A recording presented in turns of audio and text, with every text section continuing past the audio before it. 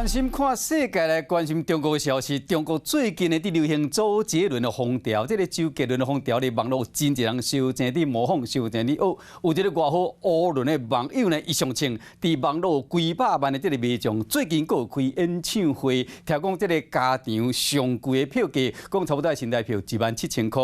是讲奇怪是愈后排的票价讲愈贵，网友是讲应该是因为坐愈后壁，坐愈远，看起来愈像周杰伦。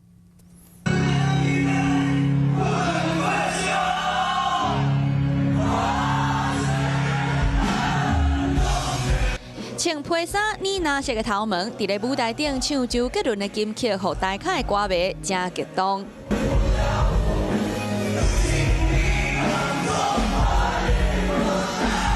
摕手机啊，甲歌迷互动，真有大明星的班。不过详细甲看，伊毋是周杰伦本尊，是假的。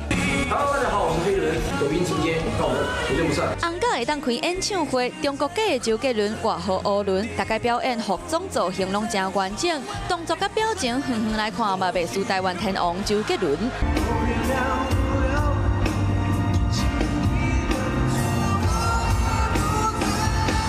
歌迷买袂到正版的演唱会，袂少人是甘愿买假的。网络上释出假的周杰伦演唱会票价，上头前大约是台票2600，中爱5600，啊那后壁是伫要9000块。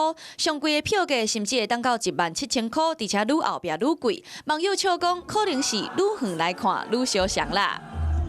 蛮像的啊。如果他办演唱会的话，你愿意去看吗？不会，破万就太夸张了。应该不会。假的周杰伦愈来愈红，为一开始拍广告，到即马伫咧中国各地巡回演唱。不过，这个票价竟然比正版的演唱会搁较贵。不过嘛是有歌迷小听，后袂少网友是惊一跳。 Hello， 我是林明瑞。想要抢先掌握最及时的新闻资讯吗？赶快订阅、按赞、开启小铃铛，锁定我们华视新闻的 YouTube 频道。